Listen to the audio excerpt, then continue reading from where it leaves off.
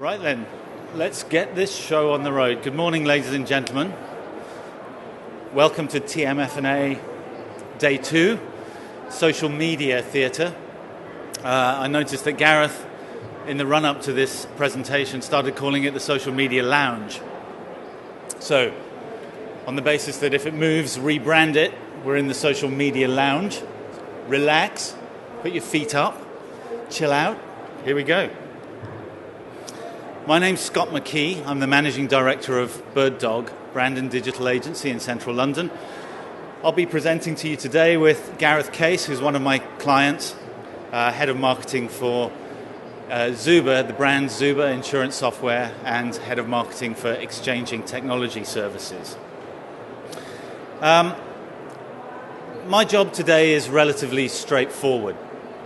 I'm going to be the warm-up guy for Gareth to present the case study of the work that we've been doing for the Zuba brand.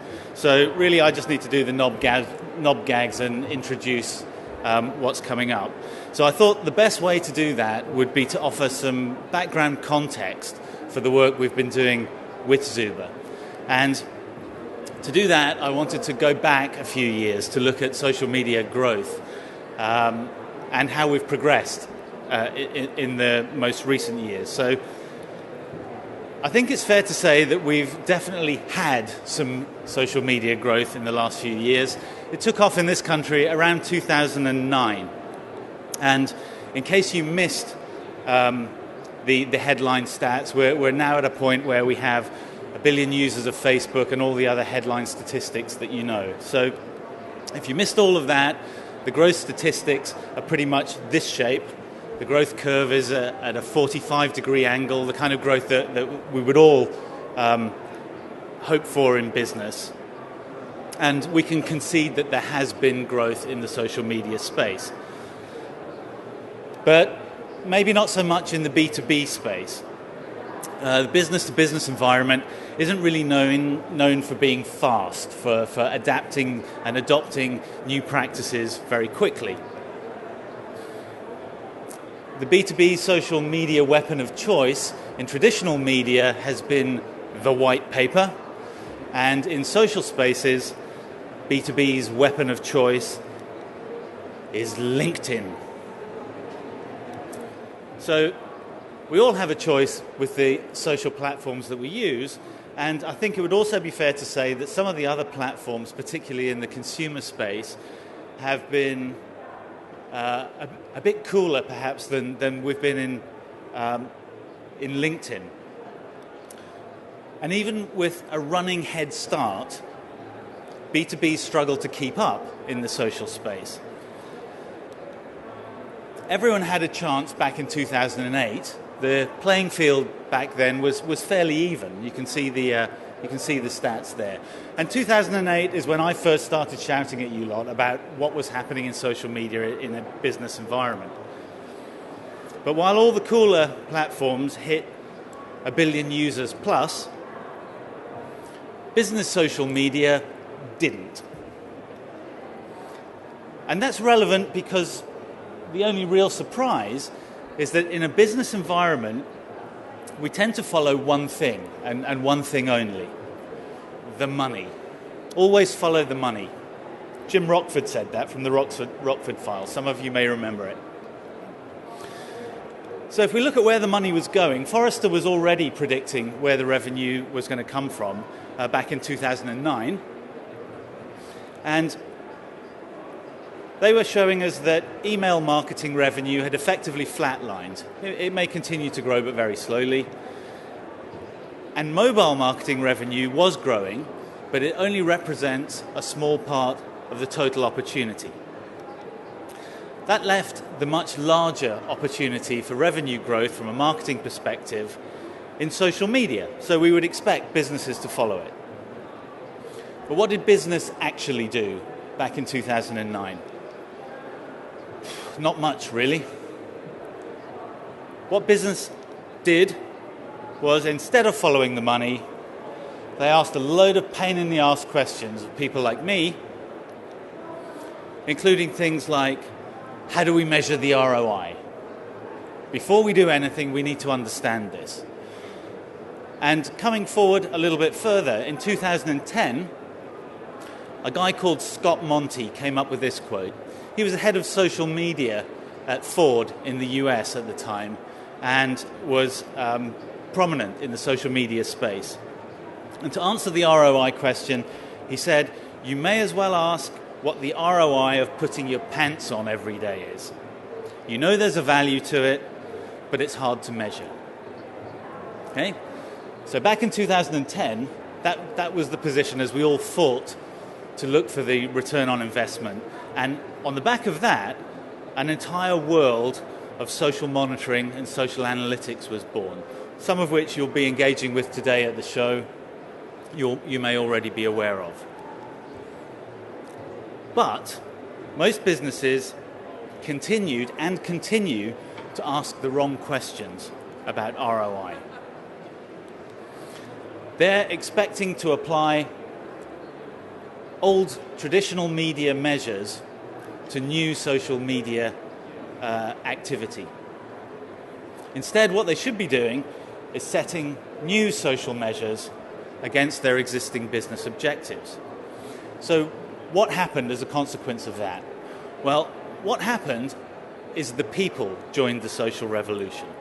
The individuals, not just consumer individuals, but business individuals started to take part in social media. But the corporate brand didn't. Certainly didn't do it as fast as it should have done. So coming right up to date, 2013, Comscore have released a State of Social Media report this month, so February 2013, recognizing that 98% of both the US and the UK online population is using social media. But at the same time, from our own research, you're able to download this infographic from the Birddog resources section of our website. Only 33% of global B2B decision makers use social media to engage with companies. So only 1/3 of the business audience is actually in the game. And that's why we find ourselves in this position, where the individuals are social, but the brand isn't. Oops. Now, all of that has left me looking a bit like a cock, because I've been waiting for the social train for a long time now. There I am, standing on the platform, waiting for the social train. While you have all been talking to the wall about the social train that may come along. So there's been an awful lot of talk in the intervening social media years between 2008 and 2013. Because if there's one single undeniable social media hashtag fact, it's that the people most attached to social are the people working in social. And from where I sit, there's been too much thinking, too much talking, and not enough actually doing it. So we need to change that, and we need to look at how we can play to win as businesses, as brands in the social media space. So at Birddog, we think and we do. The clue's in the tagline there. We think, we do, and we change brands as a consequence. So what have we learned in these intervening social years? We've learned that it's difficult to break the corporate inertia. There are chains that bind businesses. Established brands already have established beliefs, established processes, established people, rules, regulations that have to be conformed to. But if the brand doesn't exist yet, there can be no social prejudices. And we're left with a blank canvas, a wider landscape in which to paint a social picture. And at that point, there can only be business objectives, social strategy, and social planning, and social measurement, These are the things we go through now. And social reporting to make sure that everyone stays on the same page as we deliver a social media plan. So instead of trying to force social brands to conform, it's much easier when you start to use the tools and the processes available to you and use the force. Use the force, Luke. And that opportunity isn't as far away as it might appear. We're about to demonstrate that. You just need to start to be a bit more visible in the social space as a corporate brand. Visibility, accessibility, and be engaging. So in other words, as B2B brands, you need to start to do the stuff that makes you feel a little bit awkward. But as individuals, we know that you're already doing that. It's the brands that aren't doing it, but the people are. So you're already building or have built your own communities. And it's worth persevering with that. Because when you get that right, you'll have built a community where the social customer can find you rather than you having to push your message out to them all the time. And when that happens, you can stop talking, or in this case, I can stop talking, because your social customer will do all the talking for you. So yes, by all means ask me about the social ROI, but listen to my customer first. I'm delighted to welcome to the stage Gareth Case, Head of Marketing for Xchanging Technology Services and the Zuba brand. Gareth's going to take you through the work that we've been doing for Zuba. Gareth, thank you for your attention. You can read that. Thank you, Scott, and good morning to everybody here. Before we go into what a great job Birddog have done for us and our brand around the social media part of our communications plan, I want to talk to you all a little bit about the relationship that I've got with Scott and how that actually came about. I want to cast your minds back to 1999, and just as a little survey, how many of you guys in 1999 were in full-time education? So quite a few of you then. So we've been around a lot longer than most of the audience, Scott. Do you remember what things were like back then, honestly? Let me give you a few reminders for those of you that don't. These guys were number 1 of the UK chart. S Club 7, anybody? And our browsing experience typically looks something like this, far different from the Chrome and Safari experiences that we see today. Not only did they look like this, we were dialing up on a 48k modem as well and waiting for pages to load, and these things are now a thing of the past. So the thought of us actually being social in that era sounds a little bit strange. But that's where we're wrong, because we've always been social. We've just been social in slightly different ways. In today's age, we do it via social media. But in the past, we used different ways to communicate. For example, magazines and newsletters. Here's a couple of examples I subscribe to myself. So whether it's Grandma Monthly you're interested in, or our brand new Twitter feed, the point is, one thing always remains. And the basis behind social media and all forms of communication are founded on engagement. And this is absolutely fundamental to any communication strategy, be it social or other. So my presentation was called It Started with a Sniff. And if we go back to 1999, I was working as a marketing exec, 20 years old, in a global IT company. And this landed on my desk. This is Bark, which is a newsletter, which came from an agency called Birddog, of whom I'd never heard of before. And my manager at the time had subscribed to this publication. So I started to read it. She suggested it would be a good read for me. Now, for me, it was informative. That was the first thing that got me engaged. It was also current and talking about the latest trends in the marketplace. It was relevant to me. And you see from Scott's presentation, it was sweary, it was quirky, it was funny, and it was a little bit different. So this was back in 1999. And from that point there and then, I was engaged. The bad news is, I was engaged to Scott. Then we went on a little bit of journey together through the ages of technology. I tried to escape Scott's grasp, but I moved from the company I was at, Intermec, to a company called Arc Solutions, and Scott found me. He added me to the mailing list again, and I started receiving Bark. I tried to hide, and he found me. Then I joined LinkedIn in 2003, and he connected with me. He started posting things on Facebook, and I started liking them.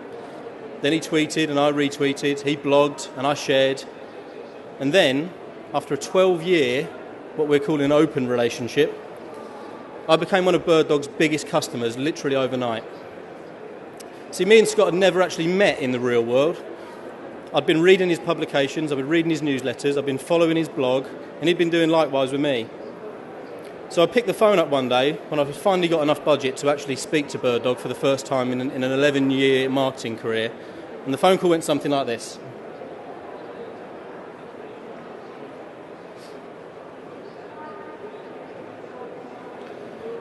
Now, the last line on that slide, I'm hoping, was a statement of shock rather than an invitation. The point is, Scott had been selling to me indirectly for 12 years, without me even realising, and really without Scott even realising, although I'm sure he'd never admit to that. And what I'd been doing for that 12-year period was actually listening and engaging with Scott. And for the first 5 or 6 years of that, I don't think Scott even knew that I was watching what he was doing. But there was that whole, engagement of listening and following, and then as the social tools came along and we connected with one another, he didn't need to pitch to me when the job and the brief came up, because I was already sold. I've been watching what Birddog had done with all the clients. I've been watching what Scott did on a personal level, and I was sold. I was just literally waiting for a company to come along and say, there's some budget to spend, we need to do this rebranding exercise, we need to launch a social strategy, go and find me an agency. And of course, we needed enough budget to rent his ego. That one. So that's Scott's homepage for those that haven't seen it. Yeah, I think that says pretty much everything we need to know. So our mission was to rebrand Xchanging's insurance software business in 3 months. The project motto was go big or go home. And you'll see by some of the exercises that we went through, as well as social media, just the extent of work that we completed in a 3-month period. It's fair to say we identified a few projects. We started with brand strategy, some logo development. Scott came up with some values for our business, then some strap lines to support those. We came up with a tagline, a new website, some infographics, some videos, some animations, some brochure material. We took over every available advertising space within Bank Underground Station for a period of 2 weeks to support our launch back in October. We did some really cool guerrilla marketing, which you can see on the Zuba website and on our YouTube channel. We hosted probably the most exclusive launch event in London of 2012 at the top of the Heron Tower. We took online advertising to the next level by overtaking all of our target media's homepages for a period of 2 months. We also hired a gospel choir at Christmas to say Merry Christmas to our customers, and again, visit the YouTube channel to see how that turned out. And then we did some boring stuff like PowerPoint templates, one of which you're looking at today. We did some corporate stationery. Oh, and of course, what we're talking about today is the social media part. But I was warned, and for those of you that work in the city or ever wander around EC3, you'll know that the typical demographic of our customers in the commercial insurance space isn't your normal social customer. In fact, they look a little bit like this. So we needed a strategy, and we worked very closely with Birddog to develop a 3-stage approach. Stage 1 was all about defining our objectives. What did we want to do with social media? We wanted to be seen as thought leaders. We wanted to build an engaged community of not just our customers and prospects, but also a wider audience, and I'll talk about that in just a second. In terms of our audience, we needed to engage the press and journalists, we needed to engage analysts, we needed to engage thought leaders, and of course our customers and our prospects were just a byproduct of all of that. We needed to audit the audience and work out how they were using social media. Were they using social media, and if so, where were they and what were they using it for? And then we did a competitor review. We looked at 5 key competitors that we saw ourselves up against, and we worked out what channels they are in, not only so that we could go in there and beat them up, but also to open up some new channels that they weren't in at the moment. And the last part of the stage 1 was to identify some buzz topics. So when we audited the audience, we could quickly see what it was they were interested in and the sort of topics that they want to be spoken about on social media. Into stage 2 was channel selection.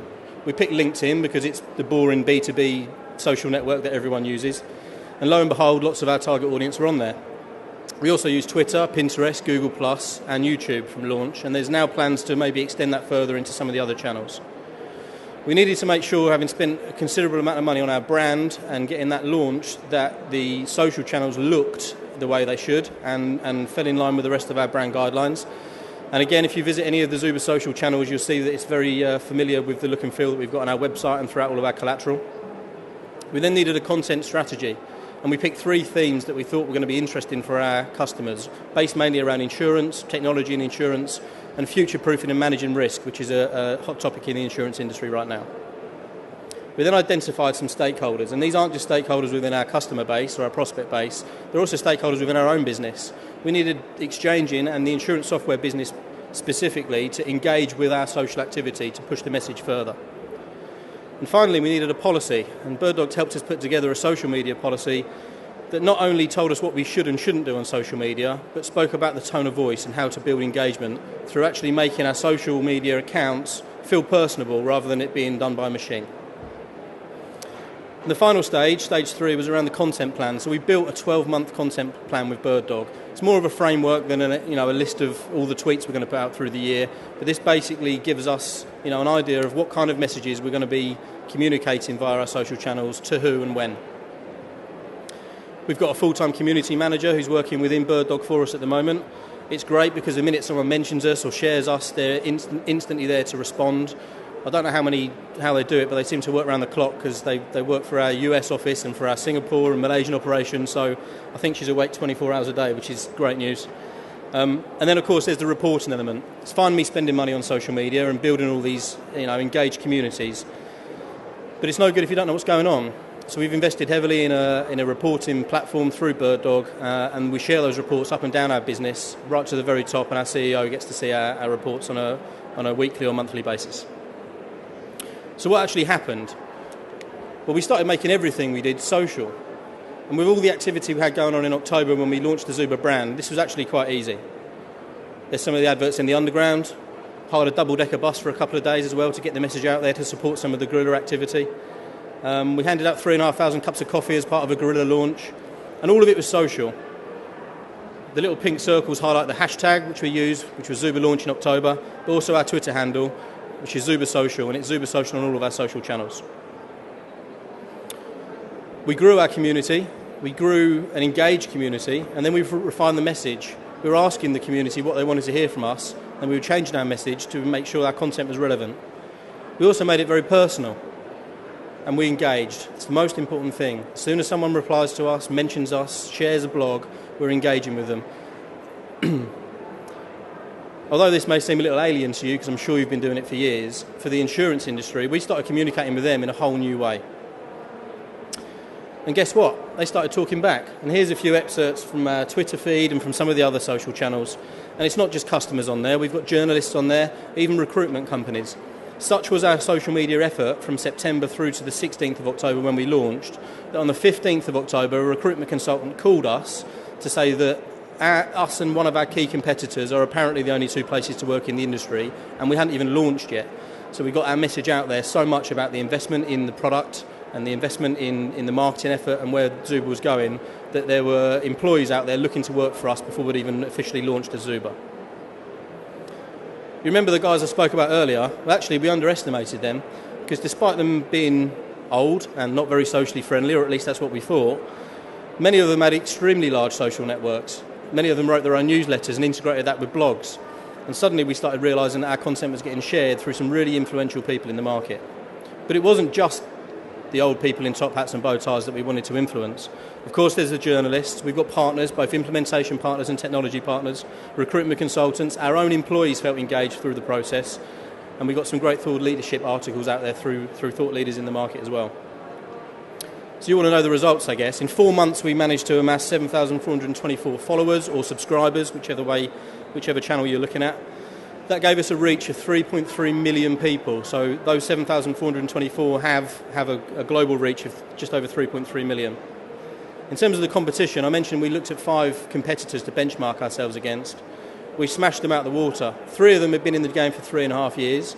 And within 3 months, we'd increased our follower count above any of our competition. We had better influence and engagement scores than any of them. And it was already being recognised in the industry by the stakeholders that I mentioned on the previous slide that we were doing a really good job of this. But we always get asked about pipeline and ROI. And, Gareth, you're spending loads of money on social media. What is it actually doing for the business other than people liking us? So we've had 7 direct opportunities as a result of our social media activity, and many more that have been supported and I think moved along to the next stage because of what we're doing online. That's resulted in a pipeline of £3.7 million for an investment which was just less than that, wasn't it, Scott? No, it's considerably less than that. So the ROI has been fabulous. This really is, though, for us, the beginning of the social journey. We've done an amazing job in the past 6 months. For me, it's the Facebook generation that we need to influence. Yes, the 50, 60, 70-year-old men that are the senior decision makers through the insurance industry are the ones we want to get to today. But this is all about a long-term strategy. The 20 and 30-year-olds that are, in my opinion, socially genetic is the term I'd use. They've been brought up with social media. They have conference calls on Xbox Live and they find it second nature to tweet and share and everything else. They don't have to second think what they're doing. You know, I sit there sometimes and think I need to tweet something today, whereas to this up-and-coming community, then it comes naturally to them. Because of that, and because they've been doing it for so many years since the very beginning, they're influential. They've got large networks already. And essentially, you know, this new breed of people in our customers' workplaces are the same as me 12 years ago. They're looking for someone to engage with, and they're very easy to influence. The most important thing with that, of course, is that they're our customers for tomorrow. If we can influence the 20, 30-somethings that are in our workplace today as relatively junior roles, and we can do the 12-year job on them, or hopefully shorten that to a 1 or 2 year job, when it comes to them making a decision on what insurance software product they use, they're going to know exactly where to come, and they won't even need to give it a second thought.